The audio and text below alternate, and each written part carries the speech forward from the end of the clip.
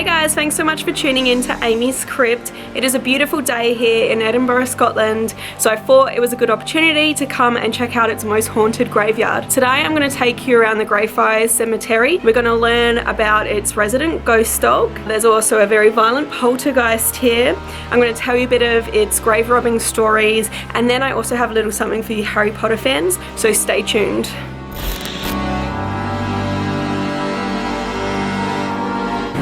So here it is as soon as you walk in, and it's really cute. There's sticks and a little something left for it here. Really cute.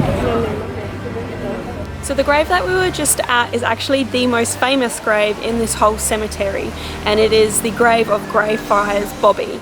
And this was actually a dog whose owner passed away of tuberculosis. Now this little dog was so loyal and lovely that when his owner was buried here, he remained near his owner's grave for 14 years until his own death. Greyfriars Bobby has been buried here next to his owner, and a little memorial has been erected in his memory, which is super sweet.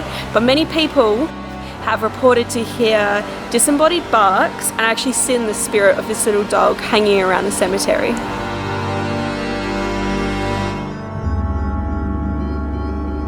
What's really cool in the cemetery and what I like is there is a lot of skulls and crossbones everywhere.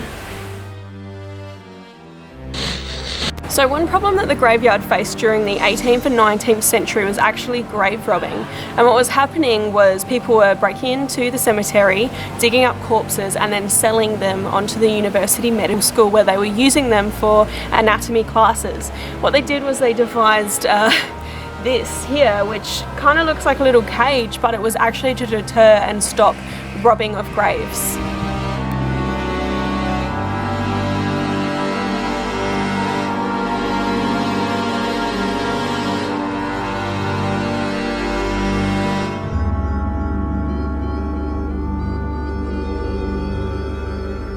Now I did promise you Harry Potter fans something, and here is the grave of a Thomas Riddle. It said that J.K. Rowling actually wrote Harry Potter nearby, or at least came up with the idea in a coffee shop, and many people think that some of the names of the characters in the book are inspired by the graves here.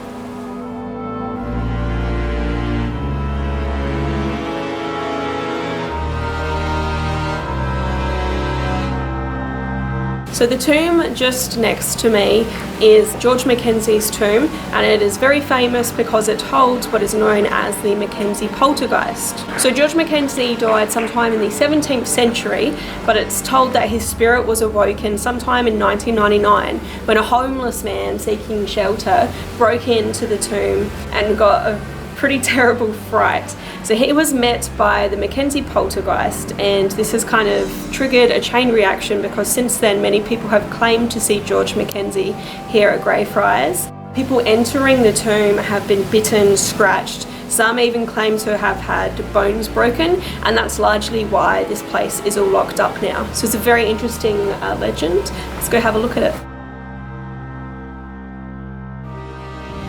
Alright guys, so this is it. Unfortunately we can't go in, but you can kind of see through the grate here a little bit.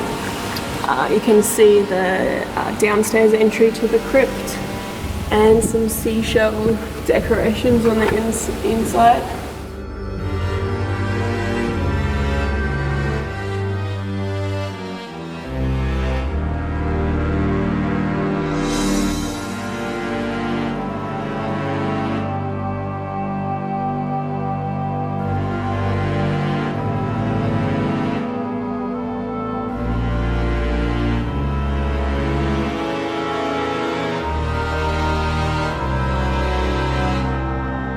Thank you guys so much for watching. I hope you enjoyed this video. If you did, please remember to like, comment, subscribe. That way I can keep taking you to these creepy places. If you're looking for a little reading on haunted locations, head to amyscrypt.com. And remember, until next time, stay spooky.